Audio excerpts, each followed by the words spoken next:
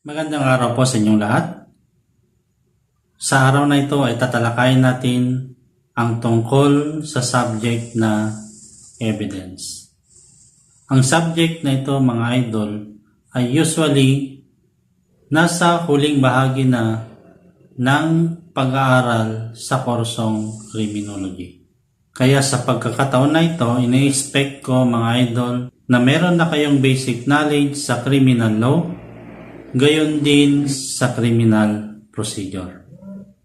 Pero idol, kung bago ka pa lang sa aking channel, ito ay isang educational vlog at tinatalakay namin dito ang mga bagay-bagay na may kinalaman sa kursong Criminology.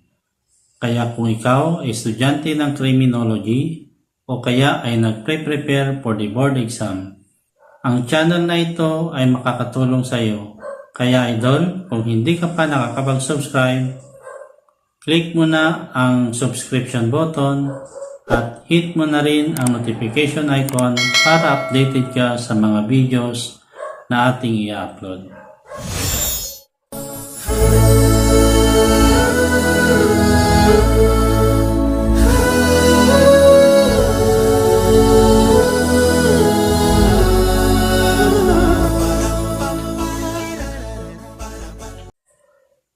Sa pagkakataon na ito mga idol, mayroon tayong 5 bagay na tatalakayin.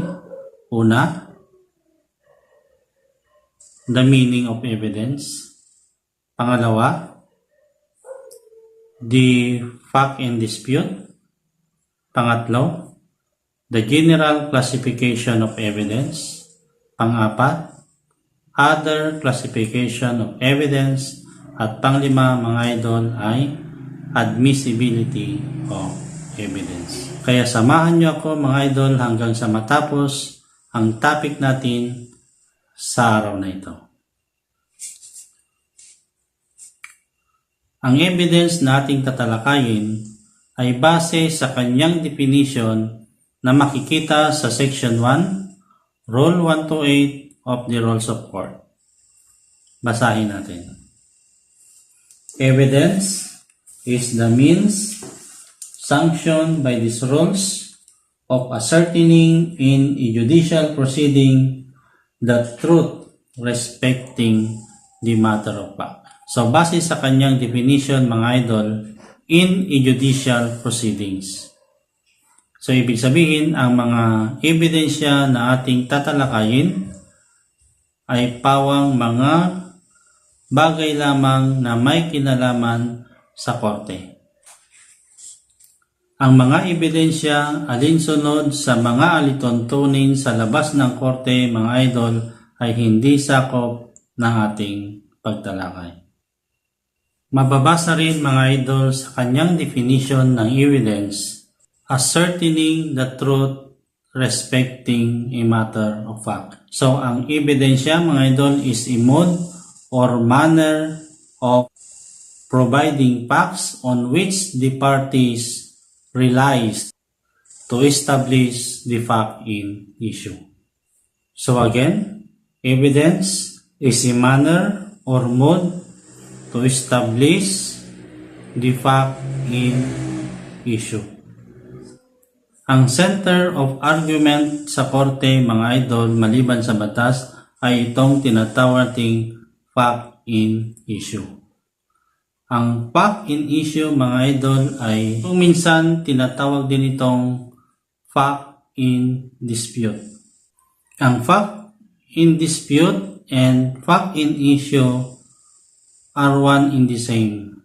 This fact in issue directly make up the wrongful act or omission of the defendant. Ang tanong ngayon, mga idol, is kailan ba nagkakaroon ng fact in issue or fact in dispute? Nagkakaroon tayo ng fact in dispute if one party alleges the essential facts in his complaint or information and the other party denied the alleged essential facts. For purposes of board examination, mga idol, ang fact in issue sometimes tinatawag din itong ultimate facts. So be careful. Tinatawag din itong ultimate facts. At meron din Latin term nito na kung saan lumabas na rin sa board exam. Ang tawag natin dito ay pactum probandum. So wag sana kayong malilito between pactum probandum and pactum proband kasi meron din tayong tinatawag na pactum proband. Ang pactum proband, ang ibig sabihin naman nito ay evidentiary facts. Ang pactum probandum ay tinatawag nating ultimate facts, fact in issue, or facts in dispute. Okay, so ito yung pinapatunayan sa korte para ma-establish ang kanilang claim.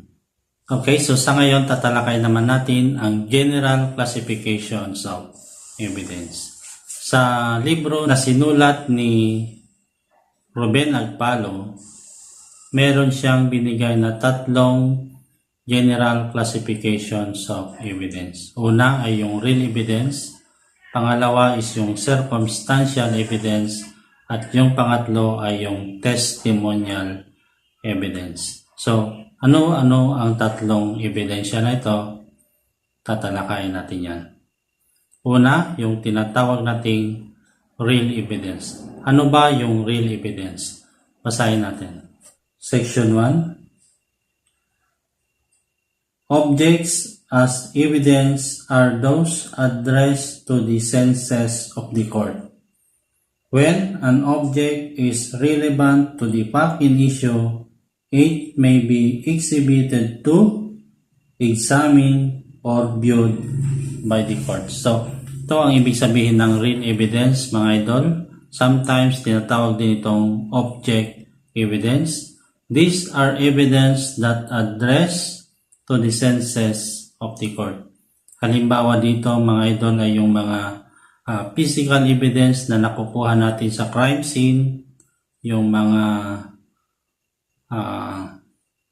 pictures or photographs, o kaya ay iba pang items related to the fact in issue.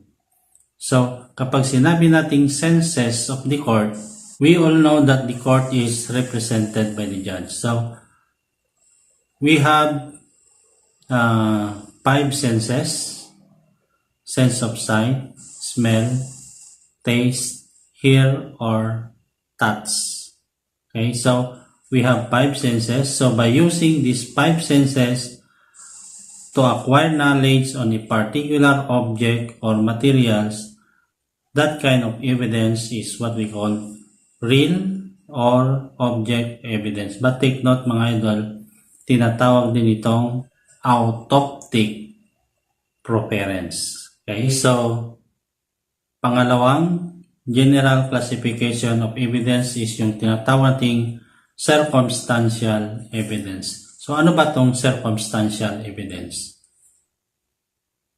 Basahin natin. Circumstantial evidence are evidence that indirectly proves a fact in issue. So, kapag sinabi nating circumstantial evidence, mga idol, these are composed of at least 3 circumstances tending to prove a particular issue.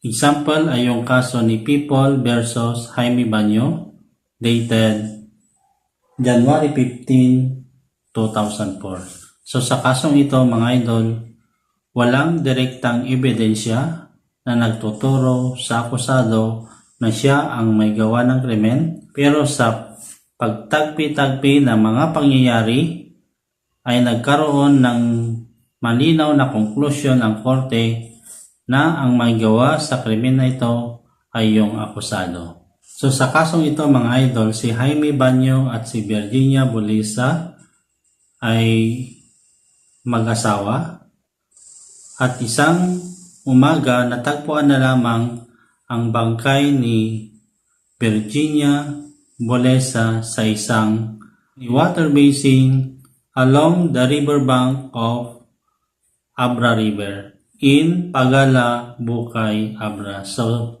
probinsya ng Abra nangyari ang krimen nito, particularly in the municipality of Bukay. So, ang unang konklusyon ng mga tao nung matagpuan ang bangkay ni Virginia Bulesa, ito ay nalunod. Nagkaroon ng ibang hinala ang mga tao kasi nung maiburol itong bangkay ni Virginia Bulesa hanggang sa ito ay mailibing, hindi umaten ang kanyang asawa na si Jaime Banyo. Okay? Isa pa dyan ay nalaman nila na si Jaime Banyo ay nagtangkang magpakamatay sa pamamagitan ng pag-inom niya ng isang klase ng insecticide. At lalong lumakas ang kanilang hinala noong lumabas ang resulta ng autopsy na hindi namatay ang biktima dahil sa pagkalunod. Dahil dito, sinampahan si Jaime Banyo ng kasong parricide. Walang direktang ebidensya ang magtuturo kay Jaime Banyo na siya ang pumatay sa kanyang asawa, ngunit may mga circumstances na kinalap ang mga investigador para siya ay madiin sa kasong ito. Una, nung gabi bago natagpuan ang bangkay ni Virginia Bulesa at 12 o'clock midnight, ay umuwi si Jaime Banyo mula sa isang lamay sa kanilang bahay. Ngunit hindi nagtagal, ito ay bumalik at hinahanap niya ang kanyang asawa. At nung hindi niya makita sa lamay ay nag-iwan ito ng isang babala sa mga tao na sinabi niya na kung makikita niya ang kanyang asawa ay papatayin niya ito. At 3 o'clock in the early morning in that day, Soledad and Valentin saw that Jaime is mauling Virginia. Barely 2 hours after Soledad and Valentin left the brutal scenario, at around 5:30 in the morning, Virginia was found floating dead along the river. Autopsy report all indicate that there are abrasions and lacerations on the body of the victim consistent with the physical abuse he received from the accused. The quality of the circumstances presented consists of an unbroken chain that fulfills the standard of moral certainty to sustain conviction. So, Jaime Banyo was convicted for parricide using the circumstantial evidence. Okay, so let's proceed to number 3, general classification of evidence, and that is testimonial. When we say testimonial evidence, mga idol, it can be an oral or written. Okay, halimbawa ng written ay yung affidavit, kaya ay yung disposition. So kapag sinabi nating testimonial, the witness will going to testify in court. So let's present the other classification of evidence. One is relevant evidence. So when we say relevant evidence, evidence is relevant when it has such a relation to the fact in issue as to induce belief in its existence or non-existence. So take note mga idol, kapag sinabi nating relevant evidence, an evidence which has a relation to the fact in issue. Number 2, competent evidence. Competent evidence is that which the very nature of the thing to be proven requires as the production of a writing where its contents are the subject of inquiry. So kapag sinabi natin competent evidence, mga idol, dalawa ang dapat nating tandaan. It should be relevant to the issue, and number 2, it should be material to the issue, and it is generally admissible. So kapag sinabi natin competent evidence, mga idol, it is generally admissible. Number 3 is material evidence. It is that quality of evidence which tends to influence the trial of facts because of its logical connection with the issue. So there is a logical connection with the issue. That is the keyword for a material evidence. Next, direct evidence. Direct evidence is that evidence which proves a fact in issue directly without any reasoning or inference being drawn on the part of the fact findings. So, direct evidence requires no inference to be drawn. So, ito yung counterpart ng circumstantial evidence. So, ang counterpart ng circumstantial evidence, I repeat mga idol, is yung direct evidence. Positive and negative evidence. Testimony is positive when the witness affirms that a fact did or did not exist. So ito naman yung negative and positive evidence. And it is negative when he says that he did not see or know of the factual occurrence. So, take note the keyword natin. Kapag sinabi nating positive evidence, the witness affirms that a fact did or did not. The witness should affirm. So, that is positive. If it is negative, the witness says that he did not see or know of the factual occurrence. Okay? Next, physical evidence. It is that mute but eloquent manifestation of truth which rates high in our hierarchy of trustworthy evidence. Okay? So, in the hierarchy of evidence, take note for board exam purposes, physical evidence enjoys the highest preference.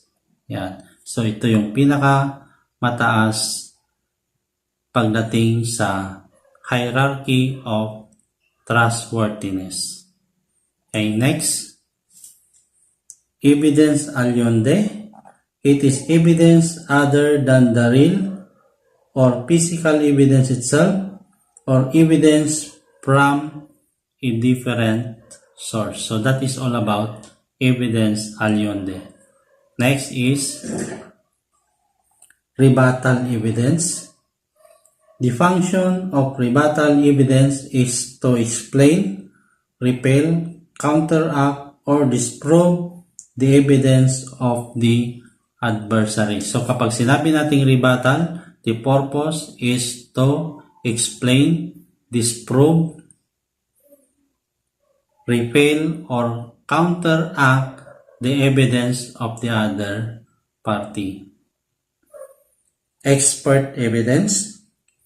It refers to the testimony of a witness who has made the subject upon which he gives his opinion a matter of particular study, practice, or observation. So, expert evidence naman ang tawag natin sa mga testimonya ng mga expert witness tulad halimbawa ng expert in fingerprint, expert in polygraphy, expert in firearms identification. So, ang mga testimonya ng mga taong ito pagdating sa korte, ang tawag natin sa kanilang testimonya kapag tinanggap ng korte ay expert evidence. Okay? Kasi dahil sa kanilang expertise in their particular field. Next, hearsay evidence. Hearsay evidence is evidence not of what the witness knows himself, but of what he has heard from others. So kapag sinabi naman natin hearsay evidence, it is not the direct knowledge of the witness, but it is taken, but this knowledge is taken from other person. So this is generally not acceptable in court. So that is all about hearsay evidence. Now let's proceed to the rule of admissibility of evidence. Basahin natin. Admissibility of evidence. Evidence is admissible when it is relevant to the issue and is not excluded by the law or these rules. So, meron tayong dalawang basihan to be considered as admissible a particular evidence. Number 1, it should be relevant to the issue. Number 2, it should not be excluded by law or by these rules. So, halimbawa, even the evidence is relevant to the issue, but if that evidence is not allowed by law to be used as evidence against the accused, that is still considered not admissible. Halimbawa, yung illegally obtained evidence, pinasok yung bahay ng isang tao, okay, na wala man lang search warrant, nakakuha sila ng ebidensya laban sa may-ari ng bagay na yan. Since it is illegally obtained evidence, it cannot be used against that person. Ang tawag natin dyan is inadmissible evidence. Ganon din sa mga akusado na umamin sa kanilang krimen. Kung walang assistance of lawyer at hindi ito nakasulat, that is also considered not admissible. So dapat hindi lang relevant ang ebidensya na yan, dapat din it is not excluded by law or by the rules of evidence.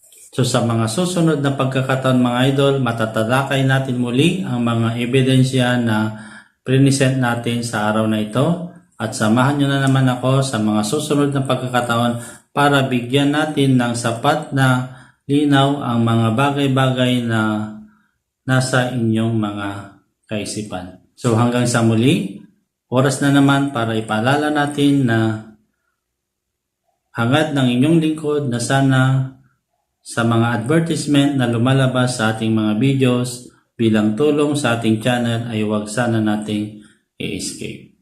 Okay, so hanggang sa muli, maraming salamat sa inyong pakikinig and have a nice day. Please subscribe and hit the notification bell to be updated of my new videos.